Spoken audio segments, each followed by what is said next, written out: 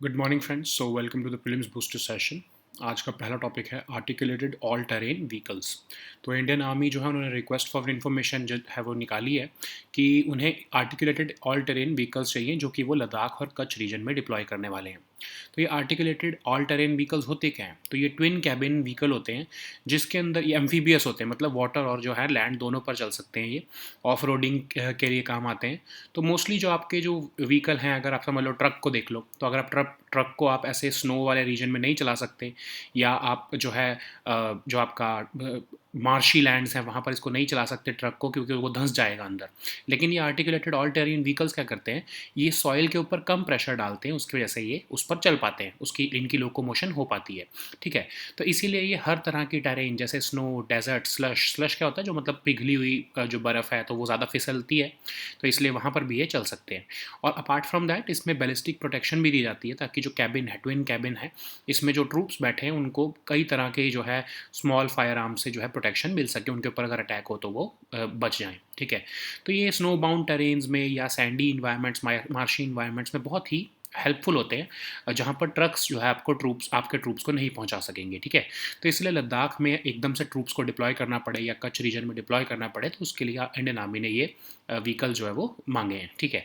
अब इसकी रिक्वायरमेंट्स क्या दी हैं आर्मी ने बोला है कि 18,000 फीट की ग्लेशिएटेड स्नो बाउंड कंडीशंस में भी ये व्हीकल चल सकें, सॉल्टी या ड्राई मार्शेज में भी ये जो है व्हीकल चल सकें, 10 सोल्जर मिनिमम जो है वो बिठा सकें अपने अपने व्हीकल में, और बैलिस्टिक प्रोटेक्शन भी हमें चाहिए। ठीक है। तो ये डिमांड्स रख रही है आर्मी कि हमें जो है जो ये पूरी कर सकता है डिमांड्स, वो ही अप्लाई करे, वही सप्लाई करने के लिए हमें अप्लाई करें। ठीक है।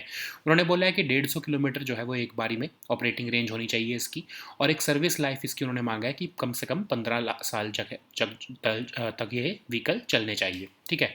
क्या कोई व्हीकल बनाता है ऐसे? यस, कनाडा और फिनलैंड बनाते हैं, बहुत सारी वेस्टर्न कंट्रीज़ यूज़ करती हैं उसको। तो नैसू व्हीकल है फिनलैंड का, उसको फिनलैंड की कंपनीज़, फ्रेंच कंपनीज़, बेल्जियम और इवन यूएस की आर्मीज़ भी जो है वो यूज़ करती हैं। बैंड वैगन 2006 नाम का स्वीडिश आर्मी का व्हीकल है, उसको ब्रिटिश और यूएस मिलिट्री भी यूज़ करती हैं। रशियन आर्मी का अपना खुद का व्हीकल है जो कि उन्होंने अपने कंट्री में खुद बनाया है। ठीक है। तो नेक्स्ट हमारा टॉपिक है definition of minority in India. तो आपको पता है माइनॉरिटी इंडिया में रिलीजियस भी हैं और लिंग्विस्टिक भी हैं। ठीक है। तो लेकिन अभी एक प्ली डाली गई है कि जो जैसे हिंदूज़ हैं, जो कि कुछ ऐसी स्टेट्स और यूनियन टेरिटरीज़ हैं जहाँ पर हमको सेंसस कह रहा है कि वो वहाँ पर माइनॉरिटी में है, तो ये एक पटिशन डाली गई है एक एडवोकेट द्वारा, और कहा है कि 2011 का सेंसस कहता है कि बहुत सारी ऐसी स्टेट्स हैं जैसे लक्षद्वीप, मिज़ोरम, नागालैंड, अरुणाचल, पंजाब, तो यहाँ पर जो है हिंदूज़ माइनॉरिटी में हैं, तो इनको यहाँ पर माइनॉरिटी बेनिफिट्स क्यों नहीं दिए जा रहे। ठीक है। तो इसी प्ली में उन्होंने बोला है कि सुप्रीम कोर्ट की खुद की रूलिंग है 2002 में टीएमए पाई फाउंडेशन केस में, और 2005 की बाल पाटिल केस में, कि ये माइनॉरिटी बेनिफिट्स उनको मिलने चाहिए स्टेट लेवल पर। ठीक है।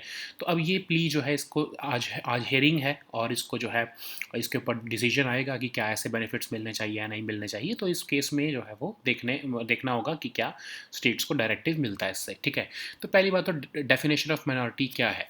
तो माइनॉरिटीज़ का शब्द का जो है वो यूज़ तो किया गया है बहुत सारे आर्टिकल्स में कॉन्स्टिट्यूशन में, लेकिन कभी बताया नहीं गया हमारे कॉन्स्टिट्यूशन में कि माइनॉरिटीज़ हैं क्या।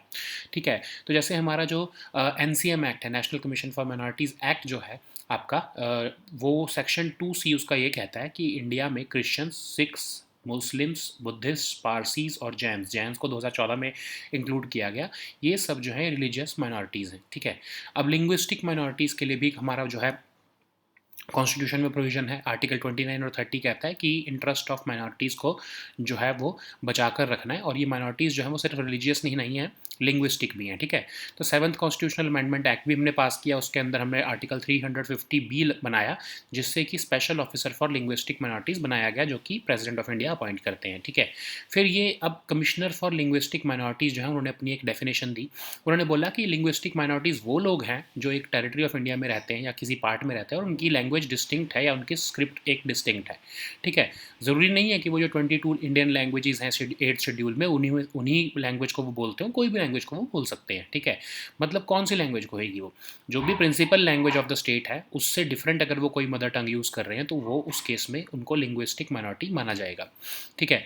अब लिंग्विस्टिक माइनॉरिटीज़ को कैसे आइडेंटिफाई किया जाता है, तो 52nd report of commissioner for linguistic minorities जो है उन्होंने डिफाइन किया है लिंग्विस्टिक माइनॉरिटीज़ को। तो ये टाइम टू टाइम रिपोर्ट्स आती रहती हैं स्टेट और यूटी लेवल पर। अब नेशनल कमीशन फॉर माइनॉरिटीज़ भी है इंडिया में, तो गवर्नमेंट ने national commission for minorities act NCM act जो है वो 1992 में पास किया था, और इससे नेशनल कमीशन फॉर माइनॉरिटीज़ बनाया गया। तो इसमें कोई भी पटिशन या ग्रीवेंसेस डाल सकता है, और फिर कमीशन ये ग्रीवेंसेस को रिसीव करेगा और स्टेट गवर्नमेंट या यूनियन गवर्नमेंट से उस जो है ग्रीवेंसेस के ऊपर जो है वो रिपोर्ट्स मांगेगा और रिकमेंडेशंस देगा, ठीक है, कि आपको ऐसा एक्शन लेना चाहिए, आपको ऐसा जो है वो ऐसे इस ग्रीवेंस को एड्रेस करना चाहिए, ठीक है। तो अब ये जो दो केस हैं, टीएमए पाई और जो है आपके बाल पाटिल केस, ये दोनों क्या हैं ये भी हम थोड़ा देखते हैं। तो टीएमए पाई जो केस था वो सुप्रीम कोर्ट का 2002 का केस था। उसमें ये डिसाइड होना था कि क्या पंजाब में हिंदूज माइनॉरिटी हैं, रिलीजियस माइनॉरिटी हैं। तो उस टाइम पर जो है कोर्ट ने कहा कि आर्य समाजीज जो कि हिंदूज़ हैं वो एक रिलीजियस माइनॉरिटी हैं स्टेट ऑफ पंजाब में, जबकि वो बाकी के कंट्री में नहीं है रिलीजियस माइनॉरिटी, लेकिन वो स्टेट ऑफ पंजाब में तो हैं, माइनॉरिटी हैं, ठीक है। तो उसी जजमेंट में उन्होंने बोला कि क्या हिंदूज अगर मेजॉरिटी में हैं इंडिया में, इसका मतलब ये नहीं कि वो स्टेट ऑफ पंजाब में रिलीजियस माइनॉरिटी नहीं हो सकते, ठीक है। तो उन्होंने बोला कि चाहे रिलीजियस हो चाहे लिंग्विस्टिक माइनॉरिटी हो, उसको हमको स्टेट लेवल पर देखना पड़ेगा। फिर बाल पाटिल केस भी आया 2005 में, उसमें भी ये कहा गया, उसमें उन्होंने बोला कि जब हमने लिंग्विस्टिक और रिलीजियस माइनॉरिटीज़ को स्टेट पर देखने का हमने क्राइटेरिया बना दिया है, तो स्टेट्स क्यों नहीं आइडेंटिफाई कर रही हैं, ठीक है। तो उन्होंने बोला कि माइनॉरिटी जो शब्द यूज़ किया गया है, माइनॉरिटी जो आर्टिकल 30 में यूज़ किया गया है लिंग्विस्टिक माइनॉरिटीज़ के लिए, लेकिन लिंग्विस्टिक माइनॉरिटी का क्राइटेरिया और रिलीजियस माइनॉरिटी का क्राइटेरिया जो है वो आइडेंटिफाई करने का सिमिलर है। तो क्यों जो है लिंग्विस्टिक माइनॉरिटी के लिए जो है अलग प्रोविज़न रखे गए हैं और रिलीजियस माइनॉरिटी के लिए जो है वो अलग प्रोविज़न रखे गए हैं। तो क्यों नहीं रिलीजियस माइनॉरिटी को भी स्टेट के लेवल पर ही आइडेंटिफाई किया जाता, ठीक है। मतलब ऑल इंडिया लेवल पर अलग आपका ट्रीटमेंट हो सकता है, लेकिन स्टेट लेवल पर भी रिलीजियस माइनॉरिटी को आइडेंटिफाई करना चाहिए।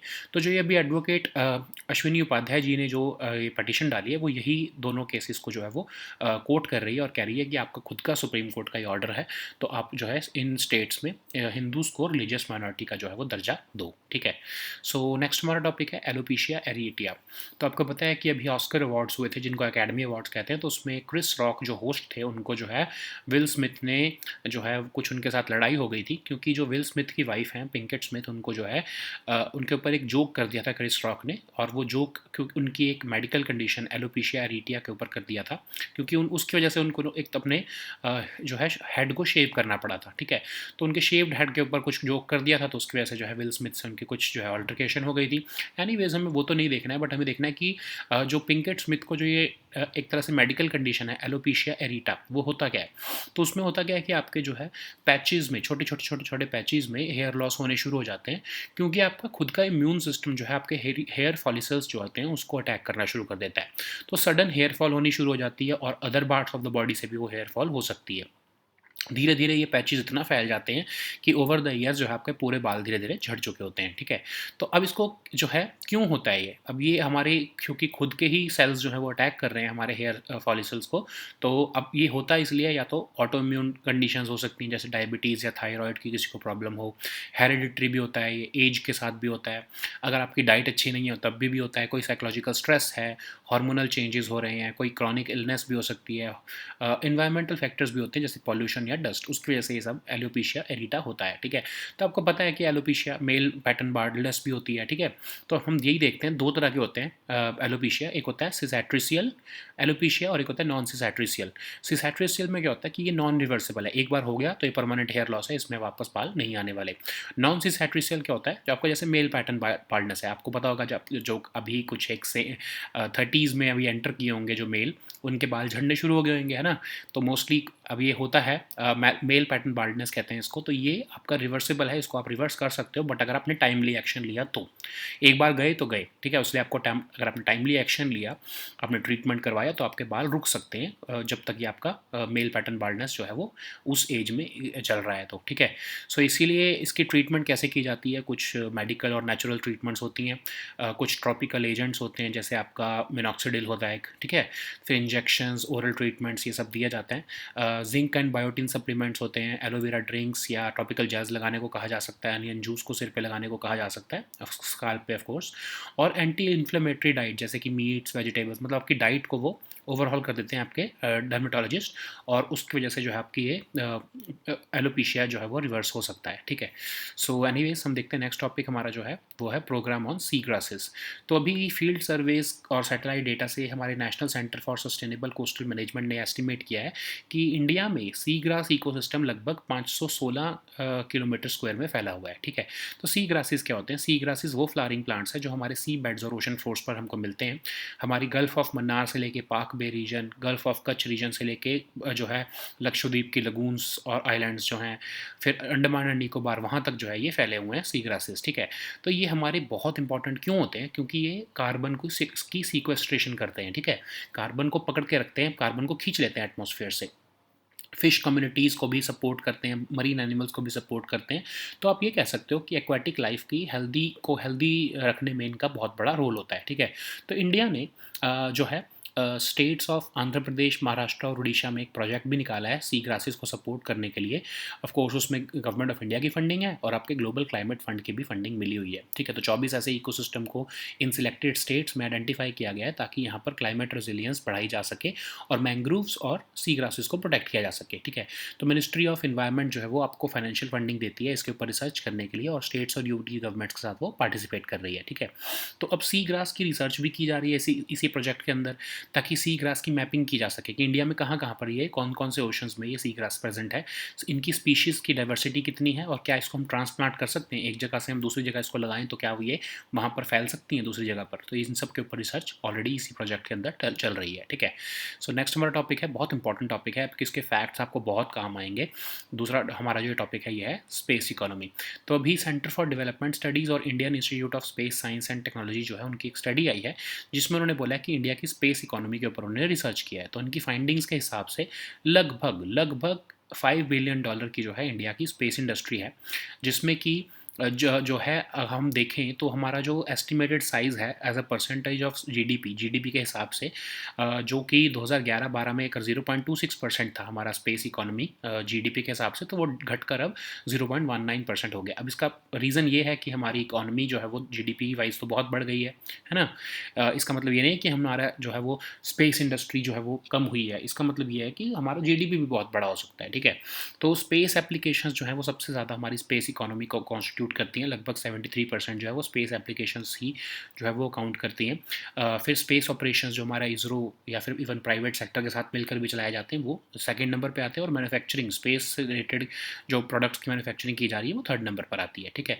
हमारे स्पेस बजट के बारे में भी उन्होंने रिसर्च किया, उन्होंने देखा है कि जो परसेंटेज ऑफ जीडीपी के हिसाब से अगर हम देखें तो 2000 में हमारा स्पेंडिंग थी स्पेस बजट की वो 0.09% थी, लेकिन वो स्लिप होकर 2011-12 में 0.05% आ गई, और 2011-12 से लेकर अभी तक लगभग इसी सेम मोर और लेस सेम ही ये स्पेंडिंग रही है, ठीक है। अब फिर भी इसके बावजूद भी इंडिया जो है वो चाइना, जर्मनी, इटली और जापान से ज़्यादा स्पेंडिंग कर रहा है स्पेस सेक्टर में, लेकिन फिर भी यूएस और रशिया से कम स्पेंडिंग करता है, ठीक है। तो अब Indian institute of space science and technology क्या है? तो ये आपका तिरुवनंतपुरम में पड़ता है, ये डीम्ड टू बी यूनिवर्सिटी है सेक्शन 3 ऑफ यूजीसी एक्ट के अंदर, और एक ऑटोनोमस बॉडी है जो कि डिपार्टमेंट ऑफ स्पेस के अंडर आती है, ठीक है। सो नेक्स्ट हमारा टॉपिक है वेरिएबल रिफ्रेश रेट्स। तो अभी गूगल ने बोला है कि वो वेरिएबल रिफ्रेश रेट्स को जो है वो टेस्ट कर रहे हैं क्रोम ओएस के लिए, ताकि गेमर्स जो हैं उनको क्रोम बुक्स पर अच्छा एक्सपीरियंस मिल सके। तो पहले तो आप देखो रिफ्रेश रेट क्या होता है, फिर वेरिएबल रिफ्रेश रेट भी देखेंगे, पहले तो देखते हैं रिफ्रेश रेट क्या होता है। तो आपकी जो स्क्रीन है, जो आपकी मोबाइल, चलो मोबाइल से समझते हैं, जो आपकी मोबाइल की स्क्रीन है आपने देखा होगा ना, उसमें 60 हर्ट्स आता है, फिर आपका जो बहुत हाई एंड मोबाइल्स हैं उनमें 120 हर्ट्स आने लगा है आजकल। तो आप देखते हो कि अगर 120 हर्ट्स की स्क्रीन है तो मतलब बहुत अच्छी स्क्रीन है ना। तो इसका क्या मतलब क्या होता है? तो इसका मतलब होता है कि एक टाइम पर, एक सेकंड में कितनी बार जो है आपकी जो डिस्प्ले, जो आपकी स्क्रीन है वो कितनी बार रिफ्रेश हो सकती है। तो 30 हर्ट्स मतलब 30 बार वो रिफ्रेश हो सकती है एक सेकंड में, 60 हर्ट्स मतलब 60 बार रिफ्रेश हो सकती है वो एक सेकंड में, ऐसी 120 हर्ट्स जो है वो 120 बार जो है वो रिफ्रेश हो सकती हैं, ठीक है। तो और आपको समझना हो तो आपको मैं एक सिंपल और लॉजिक देता हूँ। तो आप सिंपल ये समझो कि जो आपकी वीडियो होती है, कोई भी वीडियो क्या है आपकी, अगर आप जैसे आप जो ये वीडियो भी आप सुन रहे हो तो ये वीडियो भी है क्या, आपकी बहुत सारी इमेजेस की कलेक्शन है, ठीक है। मतलब कई मे बी थाउजेंड्स, करोड़, जो है इमेजेस को कलेक्ट करके एक वीडियो बनती है ना, बहुत सारी आप अगर आप इमेजेस को ज्वाइन कर दोगे तो आपकी जो है वो उससे वीडियो बन जाएगी।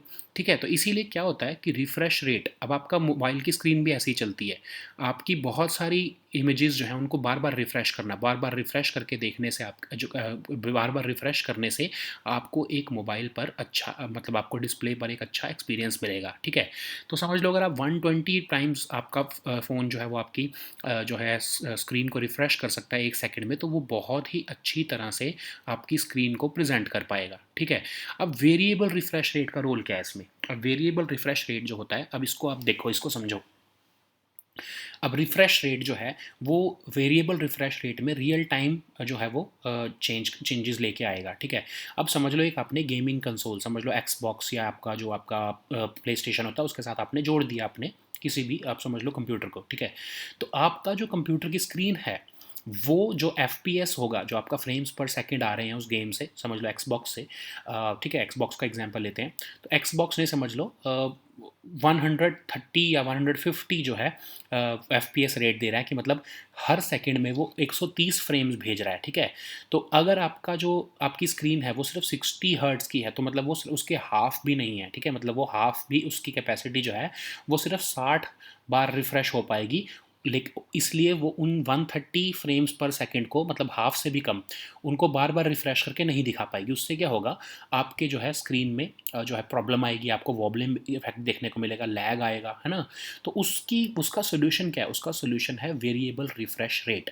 तो वेरिएबल रिफ़्रेश रेट में क्या होगा कि जो आपकी स्क्रीन है उसको ये पता हो कि मेरे पास जितने FPS रेट आ रहा है उस गेमिंग सोर्स से, मुझे उसके हिसाब से अपने आप को रियल टाइम में जो है वो चेंज करना है। मतलब जब ज़रूरत पड़ेगी, अगर अगर समझ लो कि गेमिंग में कोई एक ऐसा पॉइंट आता है जब सिर्फ 30 हर्ट्ज़ की ज़रूरत पड़ रही है, एग्जांपल दे रहा हूँ, 30 हर्ट्ज़ की ज़रूरत पड़ रही है या 30 FPS रेट आ रहा है, तो मैं सिर्फ 30 हर्ट्ज़ की जो है वो आपको रिफ़्रेश रेट दूँ। लेकिन जब कोई अगर हाई एंड गेमिंग है जिसमें बहुत अच्छे ग्राफिक्स हैं, तो हो सकता है कि 200 हर्ट्ज़ की भी आ जाए, 200 FPS भी आ जाए, तो मुझे उसके हिसाब से जो है 200 हर्ट्ज़ की भी जो है वो रिफ़्रेश पर रेट रिफ़्रेश जो है रेट देना पड़ेगा। ठीक है, तो ये अगर आप उसके साथ ये सिंक्रोनाइज़ हो जाए आपके FPS के साथ, तो आपको एक अच्छा गेमिंग का एक्सपीरियंस मिल सकता है। आपकी स्क्रीन जो है वो ख़राब नहीं होगी या लैग नहीं दिखाएगा आपके जो है वो डिस्प्ले में। तो इसी के ऊपर जो है गूगल रिसर्च कर रहा है कि कैसे वेरिएबल रिफ़्रेश रेट वो अपने क्रोम ओएस में डाले, ताकि लोगों को गेमिंग एक्सपीरियंस खासकर वो क्रोम बुक्स पर इंप्रूव हो जाए। ठीक है, क्रोम बुक्स के आपके जो गूगल के लैपटॉप्स होते हैं। ठीक है, तो उससे उसको जो है इंप्रूव करने के लिए, गेमिंग एक्सपीरियंस को इंप्रूव करने के लिए वेरिएबल रिफ़्रेश रेट पर गूगल रिसर्च कर रहा है। ठीक है, सो एनीवेज नेक्स्ट टॉपिक देखते हैं जो कि है ऑनलाइन वोटिंग फॉर NRIs। तो union minister for law and justice ने बोला है कि गवर्नमेंट एक्सप्लोर कर रही है कि कैसे ऑनलाइन वोटिंग जो है वो NRIs के लिए जो है वो लाई जा सकती है। तो अब ये स्टेटमेंट क्यों देनी पड़ी? क्योंकि इलेक्शन कमीशन ऑफ इंडिया ने नवंबर 2022 में एक प्रपोजल दिया और उन्होंने कहा कि जो पोस्टल बैलेट्स है वो एलिजिबल NRIs को भेज देने चाहिए, ताकि वो भी वोट कर सकें, उनको इन पर्सन वोटिंग करने ना आना पड़े। ठीक है, तो ECI ने बोला कि हम एक अमेंडमेंट कर सकते हैं कंडक्ट ऑफ इलेक्शन रूल्स 1961 में, ताकि पोस्टल बैलेट्स भेजे जा सकें NRIs को इलेक्ट्रॉनिकली, लेकिन वो अपनी वोट देने के बाद उसको बाय पोस्ट जो है वो वोट को वापस भेज सकें। ठीक है, तो अब क्या हमारा अभी स्टेटस क्या है ओवरसीज़ वोटर्स का, कैसे वो इलेक्शन में वोट करते हैं? तो 2010 से पहले तो क्या होता था कि अगर आप देश से बाहर 6 महीने से ज़्यादा रह रहे हो तो आपका नाम कट जाता था वोटर लिस्ट से। लेकिन 2010 में एक अमेंडमेंट की गई और उसमें कहा गया कि अगर आप 6 महीने से ज़्यादा भी बाहर रह रहे हो, आपका फिर भी नाम जो है वो कटेगा नहीं, आप वोट कर सकते हो, लेकिन आपको इन पर्सन इंडिया में आके वोट करना पड़ेगा। तो अब ये जो है मोस्टली, अब हमको देखा कि हमने कि 2014 में 11,000 के करीब ओवरसीज़ वोटर्स रजिस्टर हुए और उस 2019 में वो बढ़ के संख्या 1 लाख तक पहुंच गई। ठीक है, तो लेकिन फिर भी बल्क ऑफ दीज वोटर्स जो है वो सिर्फ एक ही स्टेट को बिलोंग करते हैं, वो है केरला। मतलब लगभग 90% जो वोटर जिन्होंने कहा कि वो वोट करना चाहते हैं, वो सिर्फ एक ही स्टेट केरला को बिलोंग करते हैं। ठीक है, सो नेक्स्ट टॉपिक हमारा है LNG डील। तो आपको पता है कि US प्रेसिडेंट जो बाइडन जो है उन्होंने यूरोपियन यूनियन के साथ एक डील की है ताकि US liquefied natural gas EU को पहुंचा सके, ताकि उनकी जो रशिया पे डिपेंडेंसी है वो कम हो सके। ठीक है, तो यूनाइटेड स्टेट्स जो है वो 15 बिलियन क्यूबिक मीटर्स की लगभग LNG जो है वो EU को इस साल देगा, और ईयू जो है वो अगले 10 साल में लगभग 50 बिलियन क्यूबिक मीटर्स की एलएनजी जो है वो इंपोर्ट करना शुरू करेगा, ताकि रशियन एनर्जी एक्सपोर्ट्स पे उनकी जो डिपेंडेंसी है वो कम हो सके। ठीक है, तो अभी क्यों ज़रूरत पड़ रही है, क्योंकि यूरोप जो है वो हमेशा जो है रशियन एनर्जी एक्सपोर्ट्स के मर्सी पर रहा है। अभी जब रशियन यूक्रेन क्राइसिस हुआ उससे पहले से ही जो है वो गैस प्राइसेस यूरोप में बढ़ने लगे। यूरोप जो है वो रशियन एक्सपोर्ट्स पर डिपेंडेंट है। लगभग 40% जो उनका नेचुरल गैस है वो रशिया से आता है। इवन जो उनकी क्रूड ऑयल है उसमें वो भी लगभग 1/4 जो क्रूड ऑयल है उनका रशिया से आता है। और कुछ ऐसी कंट्रीज़ हैं जैसे जर्मनी और ईस्टर्न यूरोप की कंट्रीज़, उनकी तो 80% जो नेचुरल गैस नीड्स हैं वो रशिया से ही आती हैं। ठीक है, तो इसको डाइवर्सिफाई करने के लिए ये डील की गई है, ताकि रशिया के ऊपर से डिपेंडेंस कम की जा सके। ठीक है, so now let us see all these topics in English.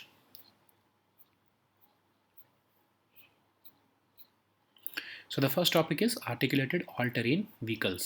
So Indian Army has issued a request for information for the supply of these vehicles, and they wish to deploy them in Ladakh and Kutch. So these vehicles are basically twin cabin amphibious carriers.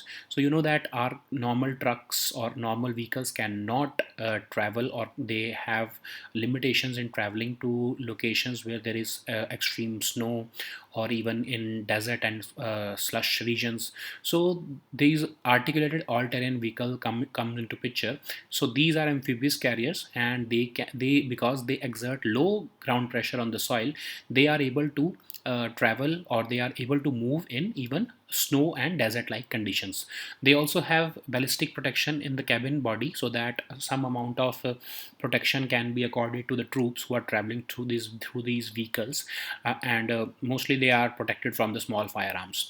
And these vehicles are very useful to move your troops and supplies in snowbound terrains, and even in marshy or sandy environments. Okay, so that's why we want these vehicles to be deployed in Ladakh and Kutch, so that in case we need to immediately deploy our troops, we can deploy them in a secure vehicle. Okay, so the requirements that Indian Army has put forward regarding what kind of vehicles they want, they have specified some requirements, like these vehicles should be able to perform at heights of 18,000 feet in glaciated and snowbound conditions, and in salty and dry marshes. Okay, so these vehicles should be at least able to seat 10 soldiers with full combat load, and they must have ballistic protection. So the army has also said that these vehicles should have an operating range of not less than 150 kilometers, and they should also have a service life of at least 15 years. So does anyone manufacture such vehicles? Yes, of course, Canada and Finland are doing so. Finland vehicles are used by Finnish, French, Belgian, and US armies. Even the bandwagon 206, which is being used by the Swedish army, is manufactured by a Swedish company. So the British and US militaries are also using these bandwagon 206. Russian army also uses their own homegrown vehicles, DT-30 Vityaz vehicle and Gaz 3344, which they have manufactured for themselves. Okay, so now the next topic is definition of minority in India. So Supreme Court is going to take up a case, a petition rather, which is seeking to identify minorities at the state level. Okay, so the target of this case is to grant minority status to Hindus in the states and union territories where their numbers have been going below the other communities. Okay, so this petition is saying that as per the 2011 census, Hindus have become a minority in several states like Lakshadweep, Arunachal, Mizoram, Manipur, Punjab, etc., but they are being denied minority benefits because the argument that these states are giving is that Hindus are majority community at the national level. Okay, but this plea is saying that Supreme Court's TMA Pai Foundation case and Bal Patil case, the Supreme Court has observed that this minority status must be looked at the state level and not at the national level. Okay, so this terminology minorities, this expression minorities appears in many articles of the Constitution, but nowhere the term minority has been defined. Okay, so uh, what are the minorities in India? So as per the section 2C of the National Commission for Minorities Act, there are six religious minorities in India, The jams were added were added recently in January 2014, and there are linguistic minorities also. So Article 29 and 30 of the Constitution provides for protection of these minorities, which are of course linguistic minorities too. As per the 7th Constitutional Amendment Act, Article 350B was inserted, which provides for a special officer for linguistic minorities, which will be appointed by the President of India. Okay, so they have also defined what are linguistic minorities. So this commissioner has defined what is a linguistic minority. So anyone, any part or any community which is having its own distinct language or script, then it is eligible for being labeled as a linguistic minority. And this distinct language must not be one of the 22 languages which are mentioned in the 8th schedule of the Constitution. So if their mother tongue is different from the principal language of the state, then that particular community is eligible for the linguistic minority benefits. Okay, so how these linguistic minorities are identified in India? So they are identified by the respective states and UTs, and a broad linguistic profile is available at the 52nd report of the Commissioner for Linguistic Minorities. Okay, so about the National Commission for Minorities, so government has already enacted this law in 1992 to create this body, and it receives petitions or grievances from the aggrieved persons, and this commission deals such grievances by calling for reports from the concerned authorities under the union and state governments, and on receipt of these reports, this commission makes appropriate recommendations to such authorities for the redressal of these grievances. Okay, so what are the two laws, these TMA Pai and the Bal Patil case? What are these two cases upon which this petition is relying? So as per the TMI Pai case, so the 11 judges bench of Supreme Court in 2002 identified that Hindus, so they have had a question at their front, and they had to see whether the Hindus were a religious minority in the state of Punjab. So the court identified that Arya Samajis who were Hindus, they were a religious minority in the state of Punjab, even though the Hindus are not in minorities, are not minority at the national level. Okay, so they said that the unit to determine a religious or linguistic minority can only be the state level and not the national level, of course. Okay, that's why we conduct the linguistic minority surveys at the state or union territory level. Okay, and not at the national level. So the court rejected the contention that since Hindus were a majority in India, they could not be a religious minority in the state of Punjab. Okay, so that's why this petition is relying upon this judgment.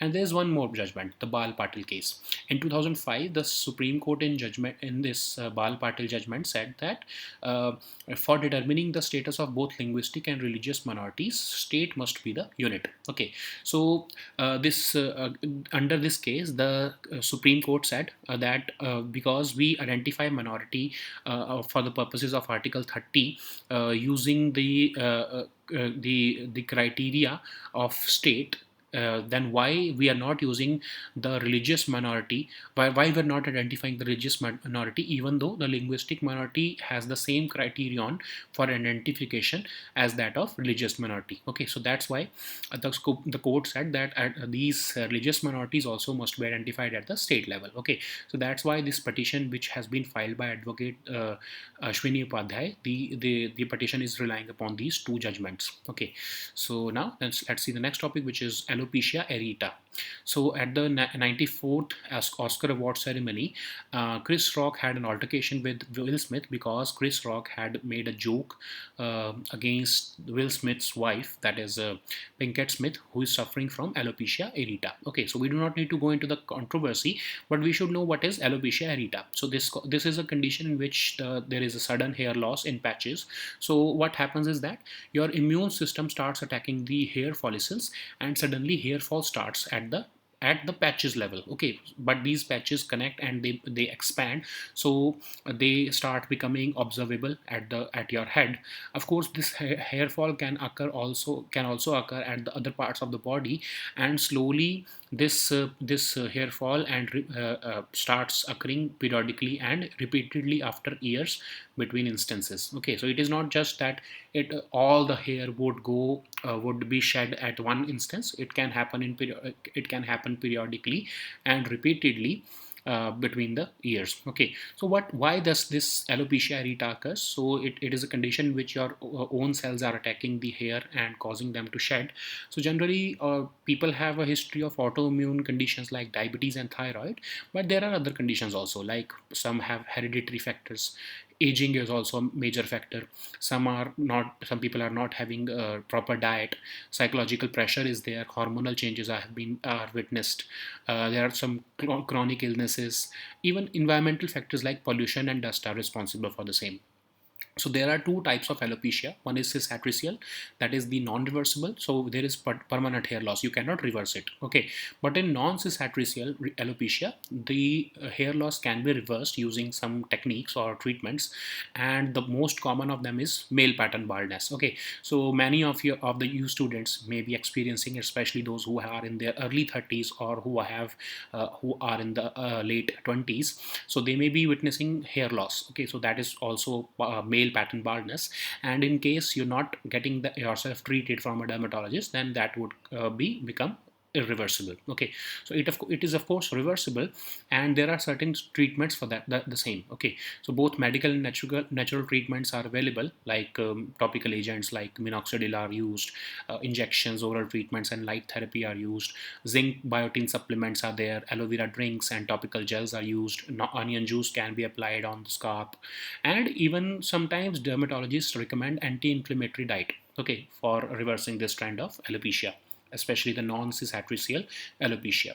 Okay, so anyways, now let us see the next topic, which is program on seagrasses. So the National Center for Sustainable Coastal Management has estimated that the total extent of seagrass ecosystem in India is about 516 kilometers square. Okay, so what are seagrasses? Seagrasses are the flowering plants which are found near our seabeds and ocean floors, and they exist along our coastline of Gulf of Mannar and Pak Bay regions, Gulf of Kutch region, and several lagoon islands of the Lakshadweep in Arabian Sea, and Andaman and Nicobar Islands in Bay of Bengal.